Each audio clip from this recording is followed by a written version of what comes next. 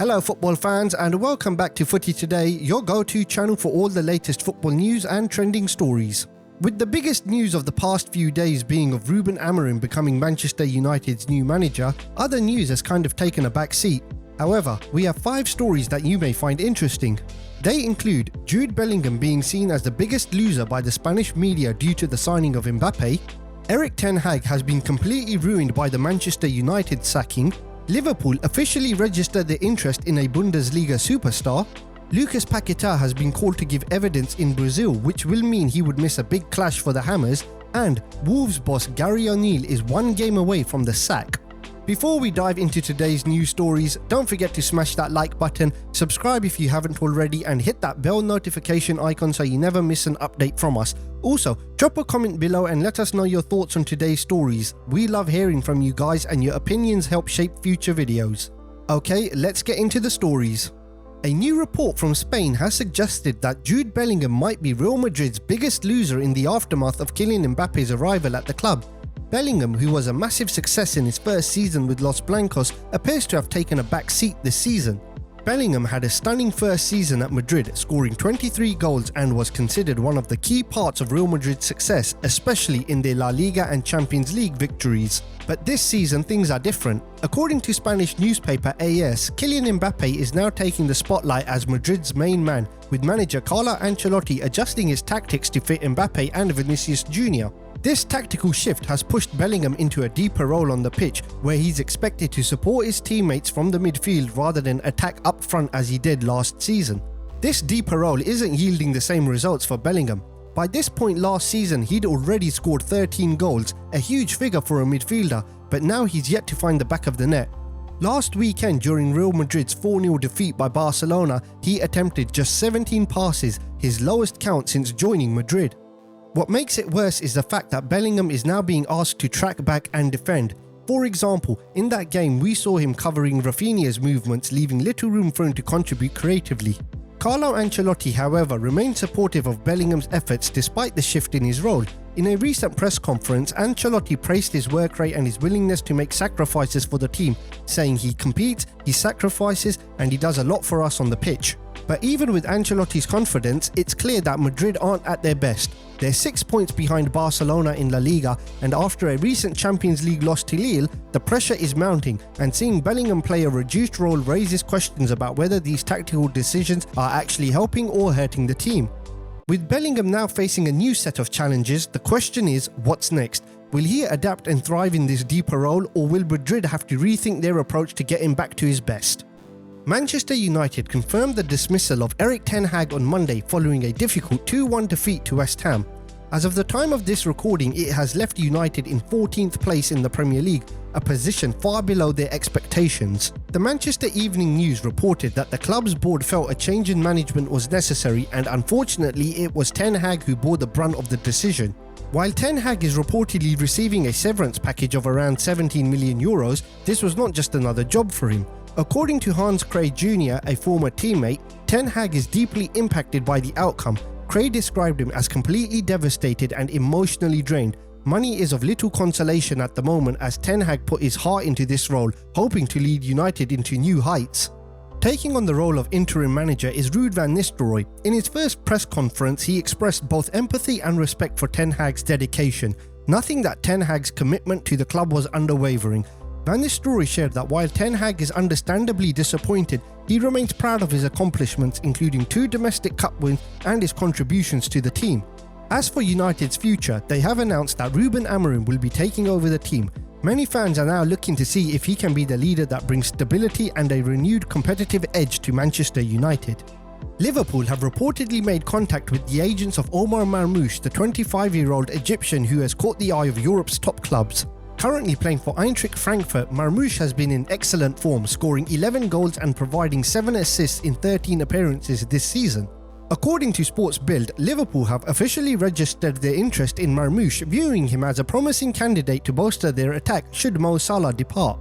Marmoush joined Eintracht Frankfurt on a free transfer in 2023 and quickly made an impact, tallying 12 goals and 6 assists in his first season. But this has been nothing short of a breakout season for the Egyptian forward. Averaging a goal or assist nearly every game, Marmoush's dynamic playing style has placed him firmly on the radar of top clubs including Liverpool. His pace, technical skill and ability to contribute in the final third have established him as a rising star in European football. Replacing a player of Mo Salah's calibre is no simple task. Since his arrival in 2017, Salah has shattered records, scoring 219 goals in 363 appearances and setting an incredibly high standard at Anfield. While no direct comparison can do justice to Salah's impact, Marmoush's versatility, speed and confidence make him an exciting prospect. Egyptian journalist Tarek Metwali has even suggested that Marmoush is positioned to outshine Salah, highlighting his well-rounded skill set and advanced technical development at his current age. However, securing Marmoush's signature may not come cheap. Frankfurt reportedly values him at around 50 million euros with potential to rise if his form continues. And with Marmoush's name circulating among Europe's elite clubs, Liverpool may need to act decisively to avoid being outbid. Still, if Liverpool views him as a long-term asset, they could well justify the investment to secure their front line for the future. Lucas Paqueta was originally scheduled to appear before Brazil's Parliamentary Commission of Inquiry on the manipulation of games and sports betting this week.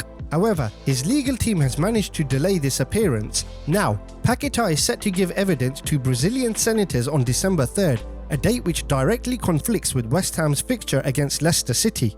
This investigation stems from allegations of illegal sport betting and match manipulation. Paqueta has been under scrutiny by the FA since May, facing allegations relating to spot fixing.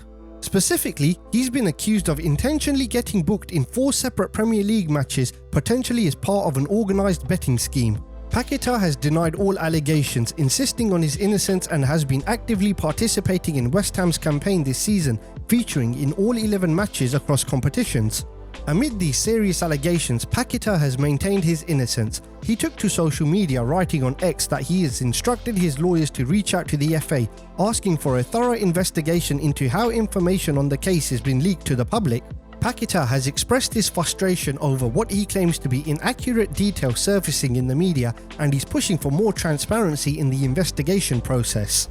To complicate matters, Paqueta's uncle Bruno Tolentino has also come under scrutiny. Tolentino recently appeared before the CPI and has been linked to a case due to financial transactions involving an ex-Real Betis player, Luis Enrique.